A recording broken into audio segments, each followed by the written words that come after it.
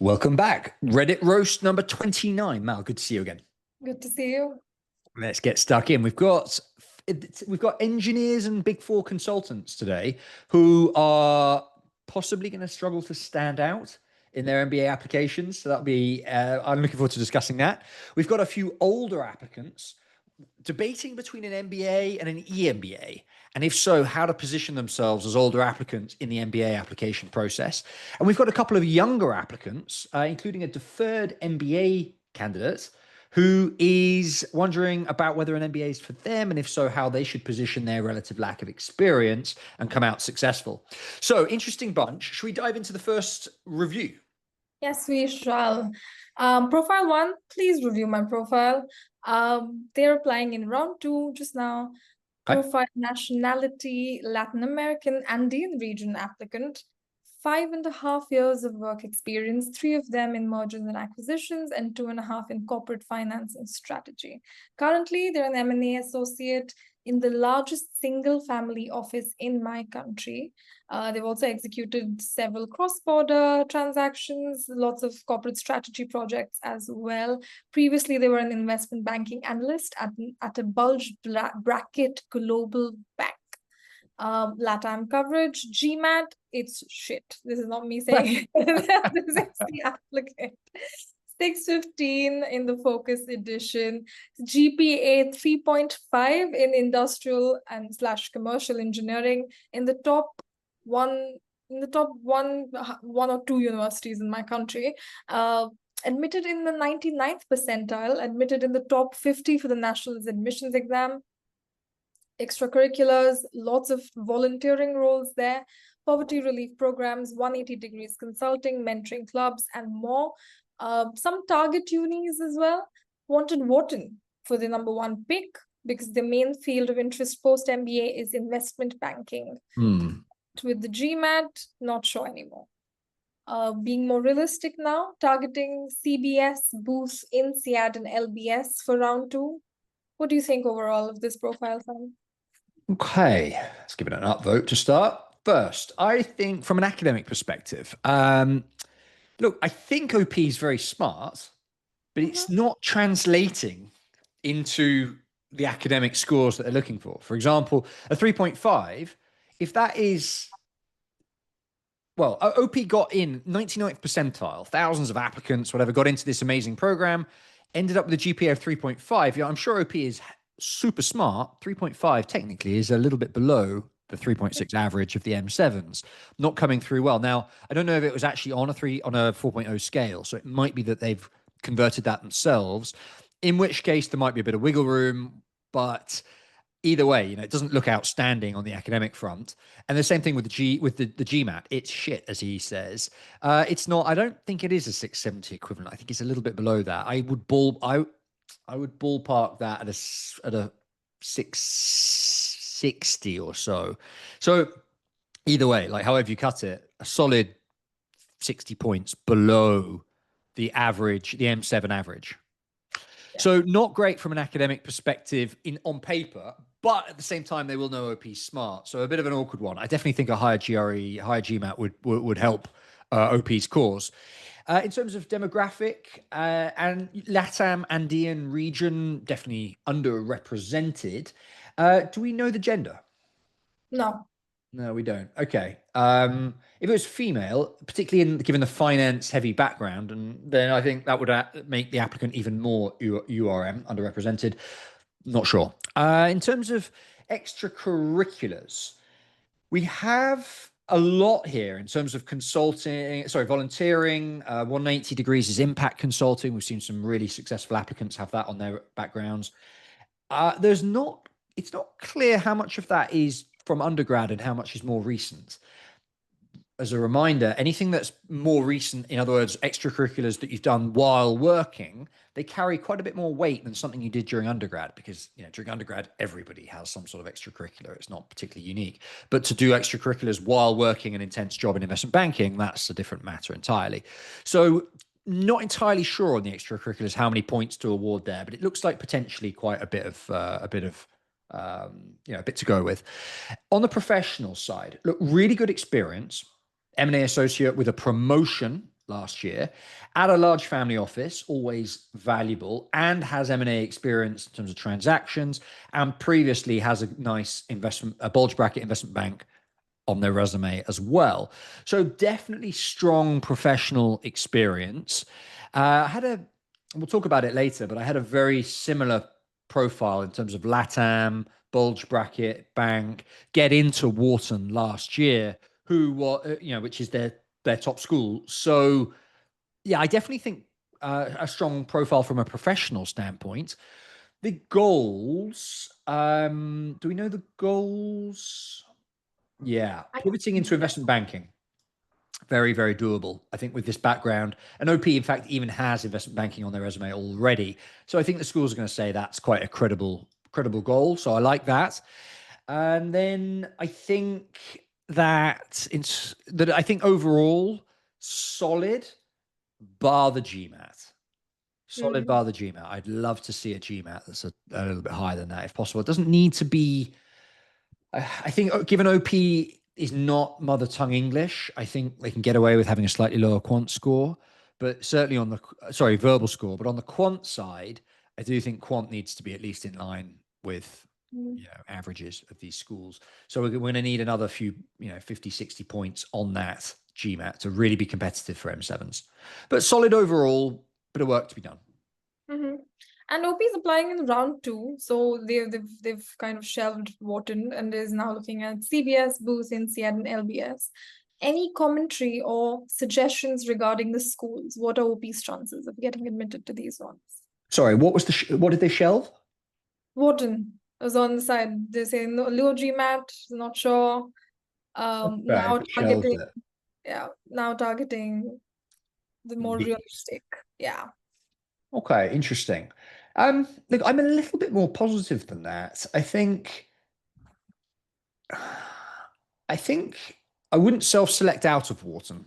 I agree that with those stats from a GMAT perspective, it's going to be tough. But also, very strong finance school. They'll love the investment banking branding. They'll love the LATAM background. I wouldn't self-select out of Wharton. I would say that's OP's reach school.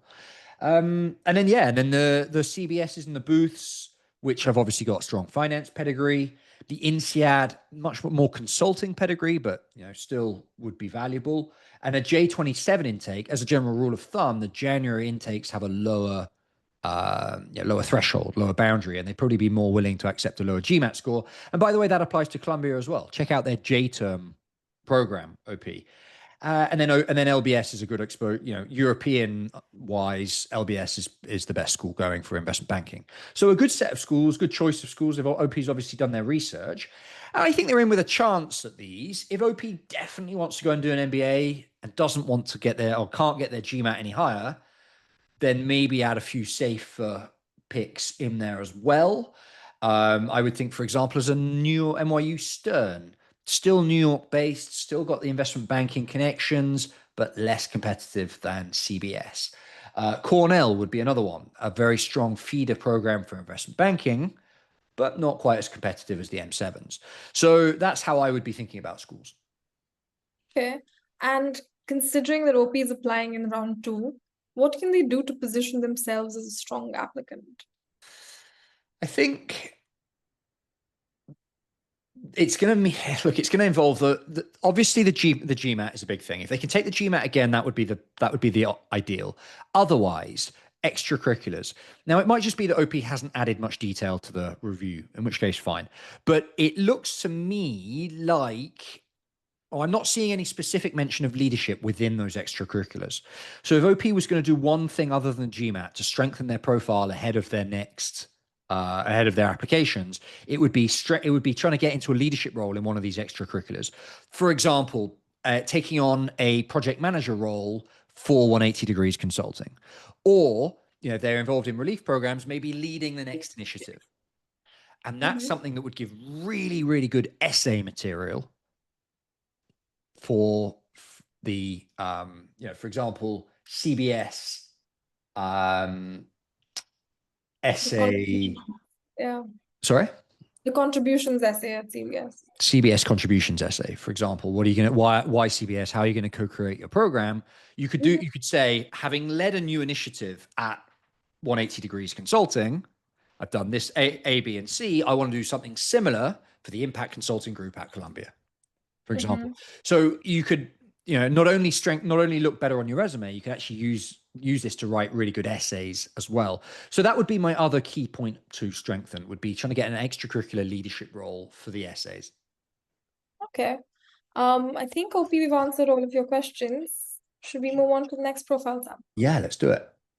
All So right. having a quick skim through the comments. Given your stats, it's going to be very rough. I think they're probably underestimating the demographic factor here. Mhm. Yeah.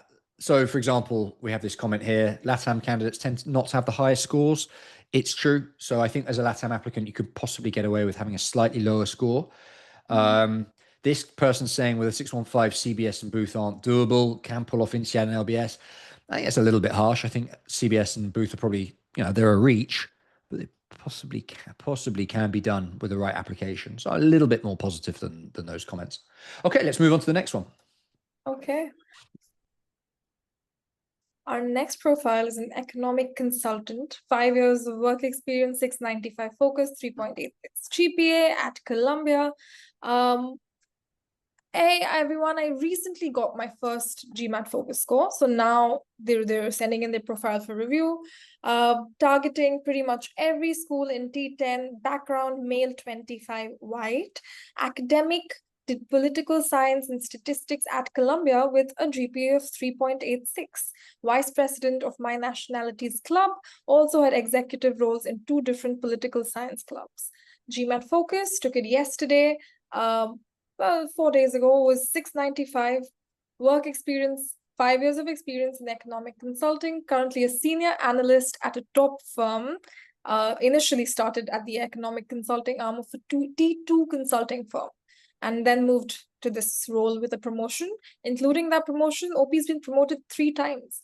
And OP says that sounds like a lot probably in 5 years, but that's the norm for the firm. Extracurriculars, I see a few new hire orientation, conducting recruiting interviews for new hires, presenting company-wide trainings, and was initially the only junior person in our company's AI initiative, still playing a role there. Other extracurriculars, while working professionally, was the sole teaching assistant for a master's course at Columbia. Currently working with 2 professors on a paper that they're going to publish next year, and volunteered as a data science fellow for an NGO focused on sustainability. Some international experience there as well. OP's lived and studied Russia, Turkey, the US, and 2 other Central Asian countries. Also hoping to hire an admissions consultant. What do you think, Sam? Hi. Let's talk academics first.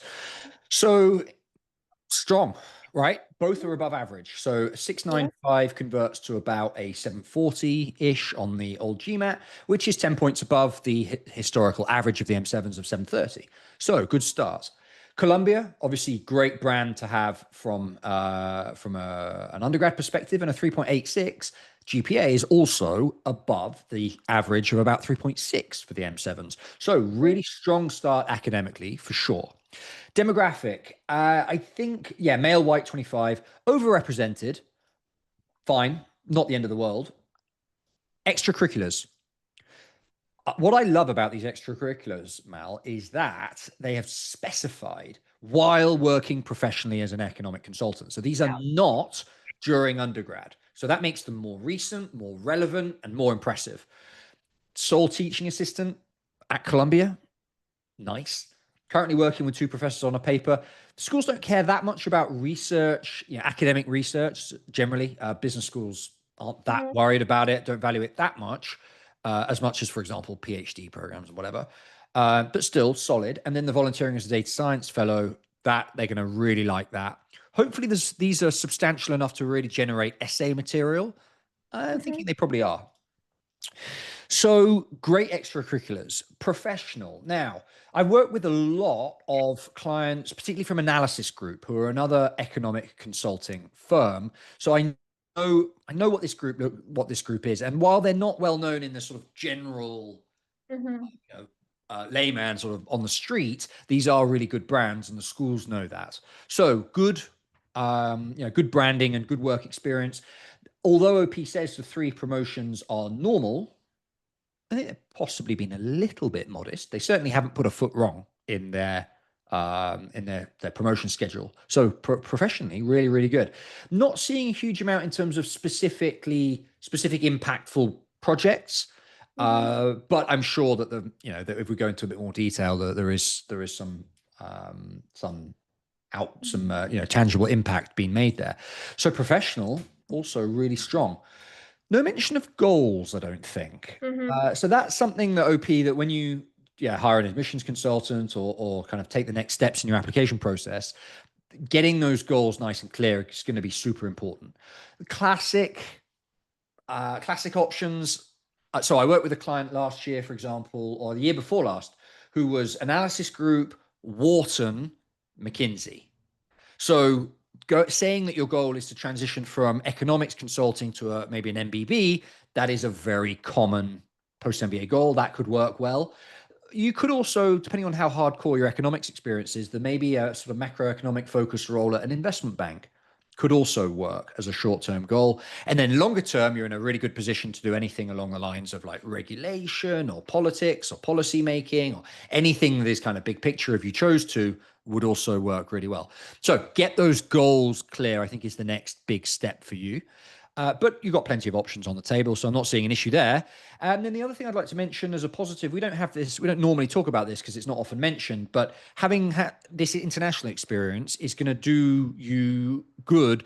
The European schools love this stuff. I don't see any mention of applying to European programs, but particularly the INSEADs and the LBSs of the world, and Oxford and Cambridge actually, love international experience because their cohorts are very, very international. And this idea that you can live and work and succeed in multicultural environments really benefits, Mm-hmm. is really valued by them. So overall, a really strong profile. I think in terms of target schools, there's no mention of, T10. Mm-hmm. Pretty much every school in T10, your recommenders are going to hate you. You're going to do 10 applications, and that's going to be 10 letters of recommendation times 2 recommenders. Something going to be 20 letters of rec. They're going to hate you. But if you've got recommenders who are willing to cooperate, that is the right way to go. And the more schools, the better from a chances of admit perspective. I think that the recommenders aren't going to like you. I think the schools are going to like you. I think you're in with a really good chance, OP. I think you've got a great profile. Okay. Do you think OP has a chance at higher ranked schools than T10? M7, HSW. Yeah, I think so. I think so. I think the Harvard and Stanfords of the world are going to get overwhelmed with applicants from the economic consultancies.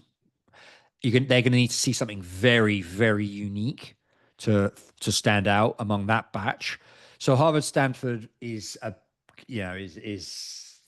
very long odds. I don't suspect that's going to be fruitful, Mm-hmm. but M7 certainly on the cards.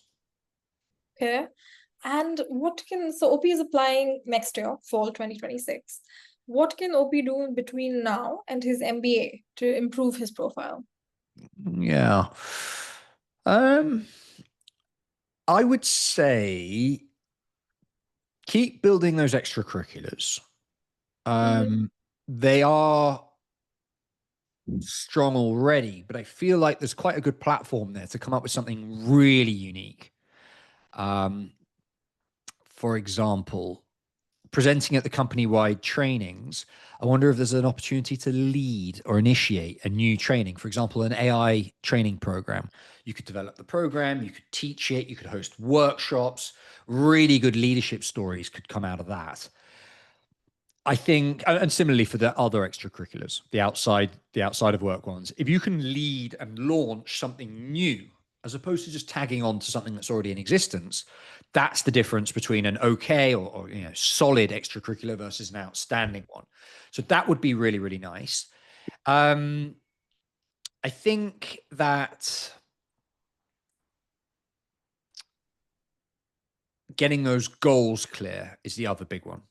And that takes a bit of time. So why do I say that takes time? Well, obviously speaking to a consultant is sort of a bit of a shortcut, one route, but the traditional route is to reach out to people in your target industries, right? Reach out to somebody, like I said before, who was Wharton and then who was analysis group Wharton McKinsey, and ask them how the MBA set them up for their journey, because that anecdote is going to be really useful for the application essays. So that researching your goals, figuring out where you'd have an edge, where you'd be unique, figuring out who's successful in within an MBB that has come from an economics consulting group. Not all consultants in an MBB have come from that quite niche background. Which ones have? So basically going into the research, diving headlong into the research, both in terms of schools and meeting people, current students, but also meeting people who've graduated from MBA programs who are now in the role that you perhaps want to be in. That research process takes quite a long time, particularly, at busy periods. MBB people traditionally aren't very receptive to cold messages from people they don't know. So that process can take a while, but that's why you should start early. So a couple of key things that OP can do, apart from obviously starting the application process formally. All right. I think that's all for OP. If you wanna continue this conversation, OP, feel free to book a chat. Yeah, Absolutely. You can do that via samweeks.com. There's a link, book free chat, top right-hand corner. More than happy to go into more detail. Okay, should we go into the next profile? yes, we should. Profile number 3. 31 female engineer with 8 years of work experience. So OP's been considering an MBA for years, but didn't think about it seriously till now. But she's worried that she might just be too behind or too unrealistic, as she's applying in fall 2026. 31, female Canadian, woman of color, will be 32 during Single. single with a little With a tear. crying emoji. GPA 3.1 in mechanical engineering with environmental specialization from a T8 university in Canada. Work experience in Canada, engineering and construction consultancies, multinational firms. 3 years as a technical engineer, and the rest is working as a project engineer and a project coordinator, predominantly in mining and oil and gas industries, making 90K Canadian dollars now. Extracurriculars, nothing much in recent years. Some involvement in work volunteering initiatives, not specified which. Also heavily involved in university and led multiple clubs. GMAT score, not taken yet. Is hoping for some advice on what sort of score she should aim for. Target schools in INSEAD or an American T15. She's looking for 1-year programs like Kellogg. Wants to keep it to a 1 year given my age and reducing opportunity costs. What I want to do after, still unsure. She's not sure what her goals are yet. It's a mix, toss-up between MBB, tech, product management, AI, or even luxury and retail. Would want to work in the US. What's your take on this? Okay, let's start academically. 3.14 GPA is not strong. Mechanical engineering is tough. T8 University in Canada is solid, but not best in class. So academically, okay, but not ideal. We don't have a GMAT score yet, so we'll talk later about where OP's GMAT should be and whether OP should aim for a waiver. We'll talk about that in detail. But I can give you a clue already. It will need to be, if you're going to do the GMAT, which I think you probably should, it will need to be a solid GMAT score to offset that GPA. Okay, demographic. Now, woman of color, I assume that means black, in which case that would be considered, an underrepresented group. But if that means Indian, then that would not be an overrepresented group. In fact, would be overrepresented. So slight nuance there. Okay, professional, cool exposure, right? Lots of engineering, construction projects, multinational firms. One of them being a worldwide name, so probably quite strong work experience, although we don't know the details of what those projects actually involved. Mainly mining and oil and gas. Okay, fine. Big projects, it looks like, but I'm not seeing anything particularly unique there that grabs my attention, which is generally what makes engineers stand out one way or the other. So solid work experience, hard to know without more information whether there's anything really good to go on. I'm not seeing anything in the way of explicitly calling out promotions, but it does look like with all those different titles, there maybe is a couple of promotions in there. Hopefully there are, in which case that would be a benefit that would help. So overall, I do think going to be tough to differentiate from the other engineers. There are a lot of them. I do think that the 1 year programs OP's aiming for are the right way to go about it. Why? They're shorter. They tend to therefore attract people who don't need an internship, who are basically who are older applicants because they just want to get the MBA and then move on and move on with their lives. So OP is doing the right thing there, targeting the shorter 1 year programs, the INSEADs, the Kellogg 1 years, etc. of the world. I think that the single, not that this should influence your decision, but a lot of people do meet their partners on MBA programs. It's a very, very common joke. So if that's a benefit, great. And I think that OP needs to narrow down their goals as well. We can talk about that in more detail. So overall, Right. solid work to be done. Okay. OP has quite a few questions. Let me club some together and let's just look at them from macro lens. Mhm. I've always wanted to look in tech AI, work in tech AI, more innovative industries than my current field. I'm getting to the point now where I don't feel that interested or that I belong in my current industry. My current job is toxic, and I feel like I have the potential to do more than just this. Hmm. I could do a tech degree, but I don't want to do just tech work. And I think I could probably start at a much lower pay grade than perhaps an MBA grant. I want to increase my pay potential. I'm only at 90K now. And yeah, I could increase it slightly by moving to another job, but probably won't grow much. I could try to pivot into consulting now, but I feel like my current firm doesn't look very recognizable. My resume is just going to be ignored. Do you think I have a chance given this profile at a top school? Okay. There's about 5 questions in there. Sort of, yeah, let's think about how to unpack them. I think one, let's talk about that tech angle Mhm. first. OP specifically says, I'd like to pivot into tech. Now, you've got the mechanical engineering background. So, in theory, a tech, move into tech ought to be doable. But an MBA on its own is not going to be enough for that. I would say that if I was you, OP, I would dive into a boot camp, a tech boot camp to start with. Think about what area of tech you want to go into. Find a boot camp that aligns with that. For example, teaching the programming language that is most aligned with that area of tech, and get a boot camp under your belt. That will A, signpost to the schools that you're serious about your transition to tech. It will B, help you understand better which area of tech you want to go into. And it will C, strengthen your resume for job applications anyway. So I think that would be the next step. And we can. There's lots of material online about the best tech boot camps. My experience on this, speaking to people, I generally try and do one in person if you can. You'll get a lot more out of it, and particularly the networking side will be a lot stronger. If you're in a major city, there ought to be a boot camp near you that you can join. So that's from the tech perspective.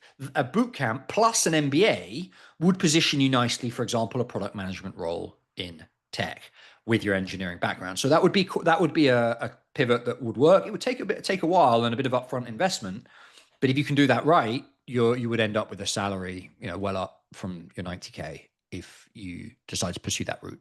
So that's one. In terms of target schools is going to come down to the GMAT heavily at this point. You're up against a bunch of engineers who are going to have high scores, but as a woman of color, Canadian, you're in a slightly unusual niche and you might get away with a slightly lower score as a result because schools are really looking for diversity in their programs. So you might have a slightly lower bar there. If you can score a GMAT that is, let's say, a 695, which is 685, which equates to about a 730 on the old GMAT, which is in line with the M7 average, then I think that shooting your shot at T10s, even M7s, is a credible option. The other route is to go the waiver route and ask for a waiver. You could get away with it, given that your work is quite quantity. Mechanical engineering undergrad, you're doing engineering work. You could get away with applying for a waiver, but if you're going to do that, then your target schools are going to come down a little bit. Probably the best ranked school I can think of that historically offers waivers to cases like this is probably NYU Stern. and then there's a few schools below that that are on the cards as well. If you're okay with going, T15s and sort of down there without a GMAT, that is an option. But I do think that if I was you, the more competitive route would be to take the GMAT, shoot your shot at the M7s. If it doesn't work out, maybe you land in the T10s, fine. But I think that would be a good angle and a good approach. So yeah, lots of questions there and a slightly convoluted answer, but hopefully some use. Mhm. And OP says that she could try to pivot into consulting now, but she feels like her current firm doesn't look very recognizable. Yeah, Mm. what do you think she If you're is? gonna look, OP, if you're gonna pivot into consulting, and it's quite kind of generic advice, but I think very much applies here, is you want to have a consulting firm in mind that is niche to your industry. I think you could make a case for a niche engineering consulting firm. Whereas if you'd say generic management consulting at McKinsey, I'm afraid there are going to be people more qualified than you to make that pivot. So consulting could work if the goal is niche enough, if the consultancy is niche enough. And there are plenty of niche engineering firms out there, niche engineering consultancies out there. And there is a world where from there, from an engineering consultancy, you can then start pivoting towards management consulting if that's where you want to go, focusing on projects that are a bit more organizational behavior focused, etc. You can take your career in that direction if you want. But I think making the leap in one go all the way across to management consulting is probably too much. And also, those management consultancies who are preparing to absolutely beast their new joiners aren't going to be particularly attracted to a 31-year-old who I feel like has already done their career beasting stage. Mhm. So they're probably going to be looking for slightly younger people for those roles as well. So niche consulting would be my short answer. Okay. Um, OP's next question is about the MBA overall. Like, do you even think it's worth my time and investment to do an MBA, or should I look for an EMBA? There's always an anxiety in me that I'm getting too old for it and I should just give up and start a family. Hmm. um, On but she doesn't want to regret not trying. Okay, look, given the pivot OP is looking to make, and given that OP is 31, old by MBA in an MBA world, but not really, right? You'll be 32 We'll be when she 32. decides. Yeah. Won't be the oldest person on a full-time MBA program, right? Mhm. She could do a full-time MBA. And I think that given the goals to pivot quite strongly, a full-time program is more conducive to that big pivot. Full-time, really investing in, spending time networking in the new sector, choosing electives in the new sector. That is much more, I think, appropriate. When I think about how many people pivot out of their, pivot industry with an EMBA, it's much, much lower. I don't have the Mhm. stats, but I would say if like, I don't know, let's say 50% of people pivot industry in a full-time MBA, the number for an EMBA is perhaps more like 20%. And so given that OP wants to make this pivot, given that OP is only 32, I definitely think a full-time program is what they're looking for. Okay. And I think this comes back to the waiver question. Would I be able to skip doing a GMAT? But OP thinks that given her low GPA, she needs it. Completely right. Yeah. Completely right. She could, in theory, apply for a waiver, would probably get it. But just because you get it, it's still not as strong as having a good score. Yeah. Why? Because schools are looking to boost their GMAT averages, for example. And so some going in with a high GMAT score, supported for the average, is really attractive to the school. The M7s and the top schools, maybe even T10s, are going to need a strong GMAT score. But if OP Mhm. is okay with the next tier down, a waiver is on the cards. And if time is of the essence here, and I guess there's an argument to be made that it is, then maybe OP should have a crack at just submitting lower tier schools with a waiver, getting onto a full-time program, and then pivoting. Given that the OP doesn't have to then do the GMAT and saves a bit of time, there's definitely a case to be made for going the waiver route. But I would prefer to go with the waiver, top schools, given the GPA, OP is exactly right. And I would assume scholarships as well. Yeah, exactly. Right. It's much easier to get scholarships when you're coming from a strong point of negotiation, i.e., having a strong GMAT. Yeah. Okay. And OP's last question is, are people having good luck in North America after going to places like INSEAD or other European colleges? What do you think? Yeah. So having speaking as an Oxford grad, about 25, I think, percent of our cohort when I went was American, and most of them, or a lot of them, went back to America. So you've got a solid US network coming out of these European programs for sure. Now, is it as big as the US schools? No, but that is offset by the international element. So a great example of this is I think Harvard have like 40% internationals, 60% US.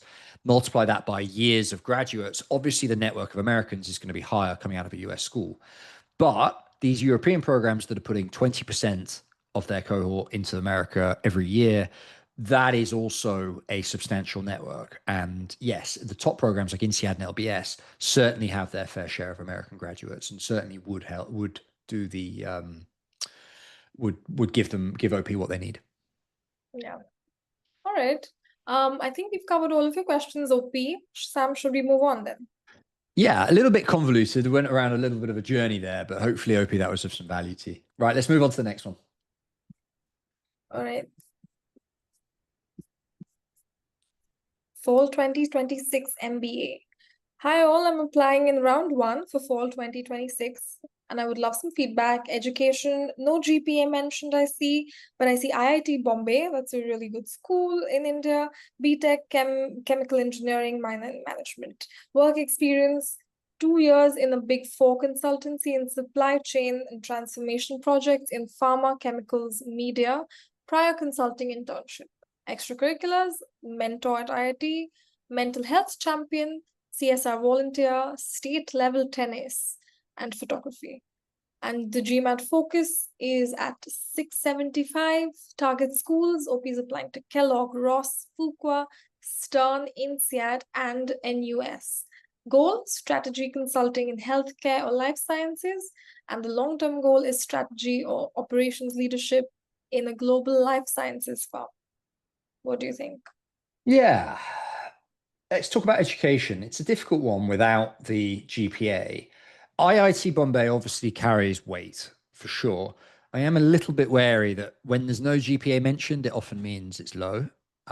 So if it's low, it's not ideal. At the same time, it's not going to be on a 4.0 scale, so schools don't have to submit it to the rankings. So it won't be negative for them from a ranking perspective. So it won't be so bad. But I would like to see what the GPA is. Still, I think OP is clearly not going to struggle with the academics of an MBA. 675 is equivalent to about a 730 or so, which is bang on the M7 average. Maybe a 720, a little bit below the average, but still credible for these schools for sure from an academic perspective. Demographic, definitely overrepresented, right? Do we have, I don't know if we have the gender, but I'm seeing But Indian. Indian is already going to be overrepresented. Yeah. I'm going to carefully assume that it's a male applicant, in which case Indian male engineer is very overrepresented. So that's going to be a factor. In terms of extracurriculars, look decent, right? Quite a lot on the list for sure. How many of those are since graduating? I'm not clear. Mentor IIT, I think, is probably since graduating. That makes sense. So that helps. Mental health champion and CSR volunteer might also be since graduating. So I'm cautiously optimistic on the extracurricular front. I think there's probably some really interesting stories in there. I think that from a professional standpoint, look, Big Four consulting. All right, we see so many applicants from Big Four consultancies, and it's very, very difficult to stand out in this group, right? Because there's just so many, and they often, doing a lot of the same kinds of engagements. It's really, really tough to stand out. OP is also on the younger side, so 2 years in Big Four. Let's say it's more like 3 by the time that OP it matriculates. It's still OP is definitely going to be on the younger side. Now, that we can talk about the gaps, but that's probably going to be the main the main one is OP's age, and how to compensate for that is going to be really important. So overall, a solid profile, a bit beige, as I say. Mhm. I'm not seeing anything particularly unique, not in terms of there's nothing academically outstanding, nothing professionally outstanding. I do like the goals, though. That's a nice point I'd like to highlight, which is that coming from a big four consultancy with quite a lot of broad projects, particularly in pharma, the goals of moving to strategy consulting in healthcare life sciences makes a lot of sense. So specifically, I'm imagining a career goals essay that starts with an anecdote about that pharma Project. project. OP, you want to write this down? Right. Start the career goals story with an anecdote about the pharma project. I really felt like my work was impactful, saving lives, get like um, spreading life-saving drugs in emerging markets, saving lives, whatever. Tell that story. My mission is to drive more impact within the pharma sector. Specifically, I want to do that by transitioning. My short-term goal is to join a healthcare life sciences consultancy and do strategy work with them. My long-term goal is strategy operations in a life sciences firm. For that, I need an MBA, specifically consulting frameworks, formal leadership training, um, classes in pharmaceutical, classes specifically relevant to pharmaceuticals and to healthcare. Particularly, if there's a geographical component to this, right? Healthcare markets are very different. The US healthcare market is very, very unique. And if you're going to go there, you're going to need some training in that market. And the classes, they'll be suited for that. So why you need an MBA then leads on from that. And then you've started with an anecdote. You've explained what you want to do. You've explained how you're going to do that and explained why you need an MBA for that. That's basically your career goals essay. Pause, take a deep breath. So a slightly beige profile, Mhm. but with the right polishing, I do think that these schools are on the cards. And I think if you scroll down to the comments, OP specifies that it's Deloitte that they're at. Okay. Also, some early leadership mentioned and measurable impact. I think just a bit above. Yep, yeah, OP's first. Yeah. Okay. So just a lot of connecting going on, a lot of networking. Yeah, Deloitte is this. I think that might be the. Is that OP DJ Yeah, yeah, yeah. JINM? Yeah, it is. So it's been Deloitte. So yeah, classic M4, Big Four consultancy. Lots and lots of Deloitte applicants. So my point about like doing something that stands out and unique is key. I'm actually working with a Deloitte's, well, somebody who's former Deloitte's Indian at the moment, Mhm. and yeah, we're really focusing on drilling into the experience and trying to find something unique about those engagements that stands out to put OP on a par with the M7 applicants, who are really, common, and there's a lot of them, and they're tough to go against. So I think, yeah, beige is probably the way I describe the profile at the moment, but it really is going to need some work to bring out those the Yeah, experience. yeah, yeah. And so what do you think OP's chances are T15 schools overall? Yeah, I mean, that's where I'm seeing these Rosses and the Fuquas and Sterns of the world. Those are T15s. In with a chance. In with a chance. Might also, it depends on the GPA a lot. If the GPA is really, a train wreck, then maybe including a few safer schools like the NUSs of the world might be a good idea. Um, a slightly lower ranked US school would be plausible. I'm thinking, for example, a Keenan Flagler, UNC Keenan Flagler. They are one of the non M7s that are on the McKinsey target list for summer programs, for example. So they disproportionately place into consulting, and so and yes, a lower rank. So schools like that might be worth including from a safety perspective. Again, it really comes down to the GPA. It's hard to say without knowing the score. Okay. And how do you, OP is a young applicant, 2 years Yeah. of it's, how do you think OP can position their application? Yeah, Given that's a good question. There are two key weaknesses or areas of concern that young applicants face. So I would say the key for you, OP, is to focus on addressing those weaknesses. The first one is maturity. Mhm. The schools are going to be a bit hesitant that you're not mature enough to really get the most out of the program. What does that mean? Able to receive feedback, for example, Mhm. right? That maturity of taking on feedback constructively and working with it. Emotional intelligence is another area of maturity. You can speak to these directly in your essays. Also, ask your recommenders to speak directly to this maturity. Reassure the AdCom that even though you're a younger applicant, you're not going to be immature on the program and cause problems. Or every year, there's a couple of younger applicants who cause issues in a lot of MBA programs. We had one in our program that jumps to mind. And so reassure the school that you've got the maturity. The other thing is the leadership. Now, as a younger applicant at Deloitte, you're not expected to manage people directly, but you still so if you can demonstrate leadership in other ways, you're going to reassure the AdCom that you have that leadership potential. How? Well, with Deloitte, you could perhaps manage interns, for example, or at least be involved in the internship program. And that applies, across consultancies, across banks, etc. Managing interns is something that you can do at a very young age. The other one is extracurriculars. OP is involved in quite a lot of extracurriculars and might be able to demonstrate some leadership experience, for example, as a mentor at Mhm. IIT, and thereby kind of work around the fact that they're a younger applicant, demonstrate leadership experience in another way, and again, reassure the AdCom that despite being young, OP is mature and has leadership. And then you've basically mitigated for the fact that you're a younger applicant. Mhm. Okay. Yeah, I think we've thoroughly roasted this profile, Sam. Should we Cool. move Let's do it. Next profile. Harvard last Campus profile of the 2. day? This is also a younger applicant. This is a Harvard 2+2 deferred MBA applicant. Hi, I'm a senior at a big state school and I'm studying computer science with minors in cybersecurity and business administration. I've been looking to a 2+2 program after someone suggested I'd be a good fit. First generation female Hispanic college student from a small rural town in the Midwest.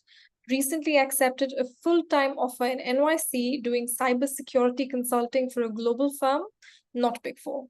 I have a 3.95 GPA. I haven't taken the GMAT or the GRE yet, but I think I'll do well. Currently in a full tuition scholarship program as well, involved in multiple leadership positions. One of them allowed her to help organize and run a hackathon in Botswana. I also work at my university's cybersecurity center. Hope is really passionate about cybersecurity, but also finds business really interesting and wants to get some work experience before going back to school. She can easily see herself starting her own company, or it looks like her goal is entrepreneurship. Definitely interested in getting a formal education, delving deeper into the business world. But whenever I look through the stats of people who got into 2+2, they all seem to have gone to IVs and worked at FANGs or Bains or BCGs. Do you think OP has a chance? It's a very interesting question. So let's talk about academics. We have a top 40 public school. It's not shooting any lights out, but a 3.95 GPA. That is certainly strong and at the level that it needs to be for a 2+2. No GMAT yet. Let's be blunt. You're going to need a high GMAT. Why? It's one of the things that they benefit from by having a 2+2 program in the first place. They get to have bring in people who are still studying, who are in that academic mode, who are testing well, who have higher GMAT scores, who boost the school's average GMAT. Right. So, OP, let's be clear from an academic perspective, you're doing well so far, but you do need a really strong GMAT, and that will be a fundamental factor here. So that's academics.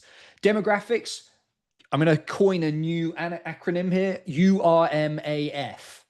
Very underrepresented and very much going to benefit first generation. That's already some brownie points from a diversity perspective.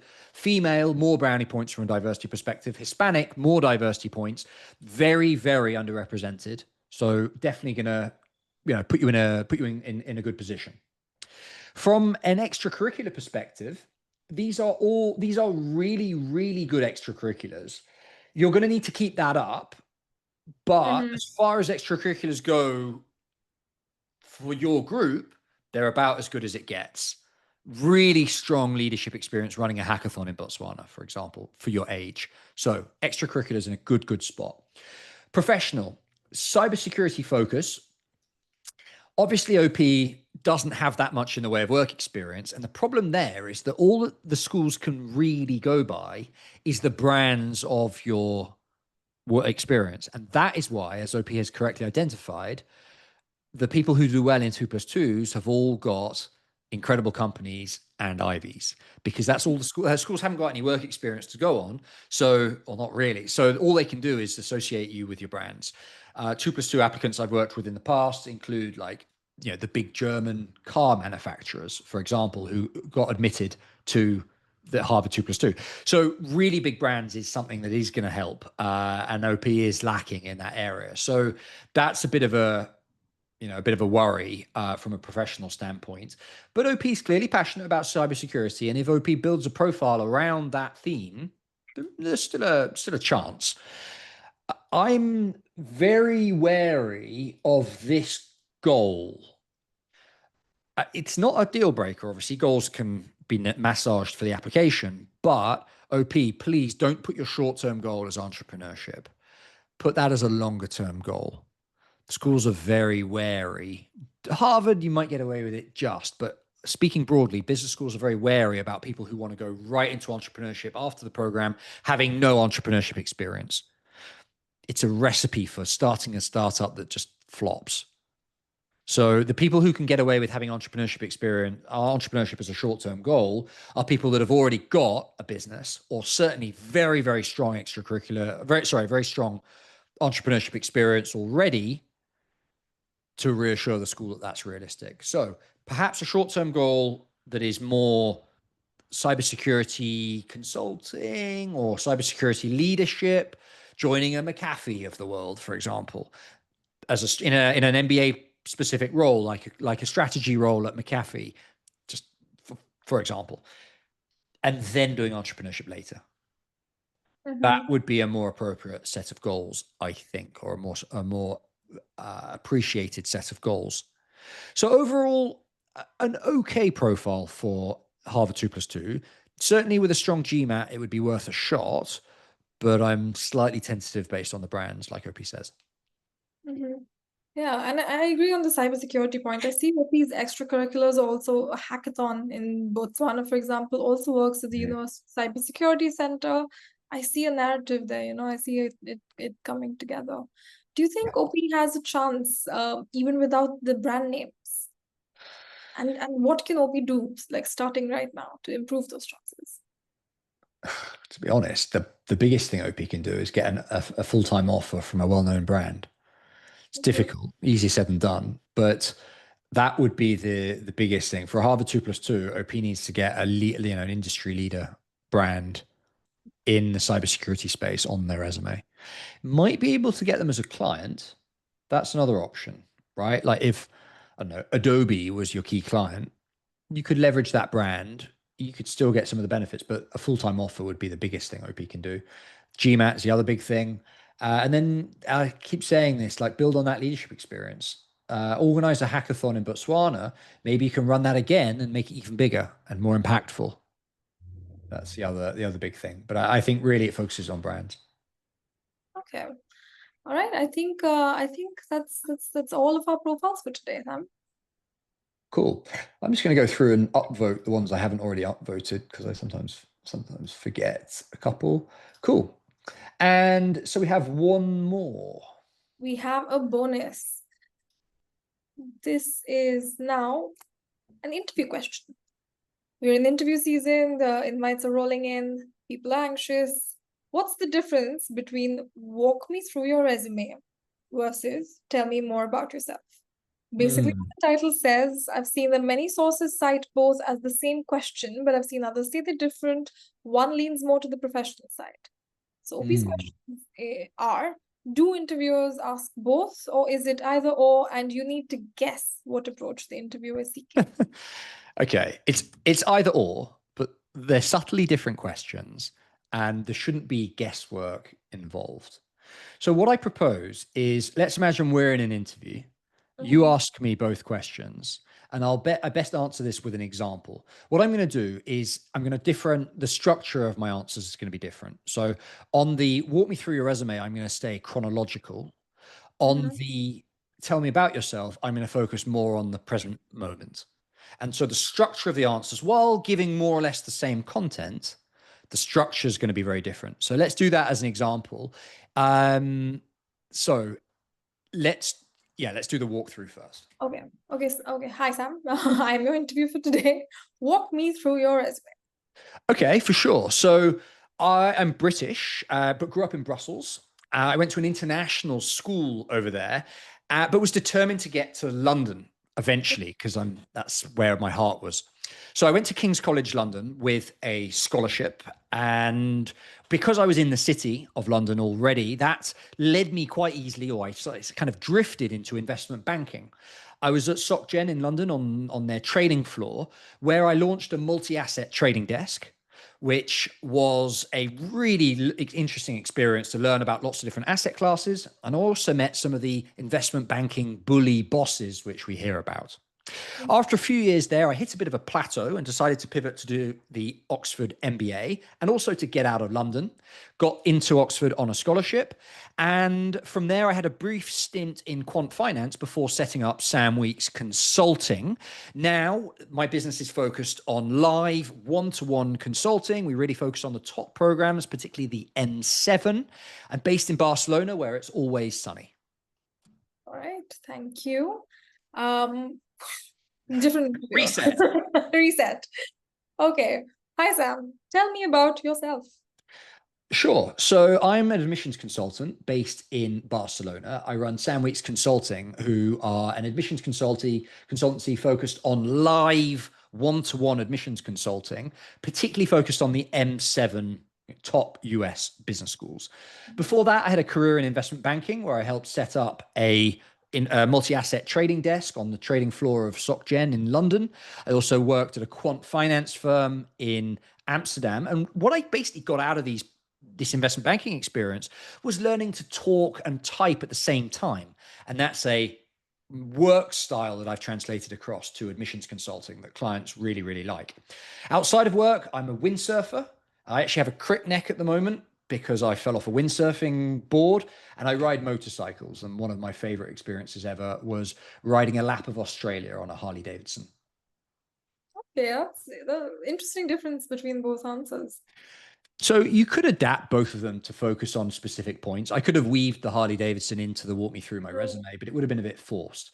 The point is that both of them, I like to think that I've dropped in a few interesting snippets to Yeah. invite the interviewer to think, oh, I really want to ask about that motorcycle around Australia. Oh, I really want to ask about setting up that multi-asset trading desk. Because those are the things that in the interview I want to talk about. So those are Mhm. the things I'm focusing on in the answer one way or another. I'm squeezing them in so that to invite those questions, and that's called guiding the interview. Mhm. Right. I see some comments is one is what you've done, the other is why you've done it. Um, I Mhm. not. I mean, you could simplify it down to that, but as my examples just shown, both of them have an element of motivation in them, and both of them have an element of achievement in them. So not quite. Hmm. There's Yeah, do also you some think walk me through your resume is more professional and focused on the career and tell me more about yourself is okay, I can talk about my personal life a little bit more. Not really, because walk me through your resume. If your resume is as it should be for an MBA, it includes extracurriculars. Mm-hmm. Right? It should include non-professional stuff, your interests line, maybe have a leadership section. So not really. I think both of them should can talk professionally or personally to the degree that you feel comfortable with. Mm-hmm. Okay. Yeah, I see quite a few interesting comments there. Yeah, a lot of people trying to structure like a blueprint for this. Yeah. It's difficult to do that, but if I refer back to my example that I just shared, and what I can do is I mean I can share this in writing. you just give me a second, what I'll do is I'll open up a doc and I'll show you what my structure looks like very roughly. So this is how I have structured both of these answers. So the walk me through your resume is chronological. So I've Mhm. started with, maybe I can make that a little bit bigger. So I've started with a bit of background, why I moved to London and why I went to King's, why I chose to go to the city and why I went to investment banking, and then why I moved to Oxford and why I did an MBA, why I ended up in quant finance and why I set up and how I set up Sandwich Consulting, and now kind of why I'm based in Barcelona because it's always sunny. Mhm. So that walk me through your resume is chronological. Tell me about yourself is more a snapshot, identifying two or three elements about my background and then diving into why for each one. So, for example, I'm Sam, I run an admissions consultancy. Why and how? It's focused on top programs, especially M7, a bit of details about the first part of that. Go into some context. Before that, I was in investment banking and built up this working style. The content is more or less the same, but it's coming at it from a different angle. And then outside of work is a separate section to that answer. I've given the answer professionally and personally. And then outside of work, I've talked about windsurfing and Australia, which are two things that I would gladly talk about in an interview. Okay. All right. I think that's really insightful, Sam. Cool. Um, I think we've covered all of our profiles and bonus questions for today. Excellent. Okay. Well, thank you very, very much, Mal, for digging all of those interesting questions out of the depths of Reddit. You must have scrolled through some some rubbish to find those gems. So really, really great stuff. And if you've watched this and you've enjoyed today's roast, feel free to sign up to follow our channel, our Sandwich Consulting channel on YouTube. Feel free to get in touch as well. If you're a prospective MBA applicant and you are thinking about hiring an admissions consultant, go to samweeks.com. In the top right hand corner, there is I'll show you again where that is. I'll share my screen one more time. You can book a chat using that schedule free call button at samweeks.com. Feel free to get in touch and we will be able to roast your profile in a bit more detail and talk about what admissions consulting would exactly look like. Okay, Mel, thank you very much. I'll Thank roast you. you later. Roast you later. See ya.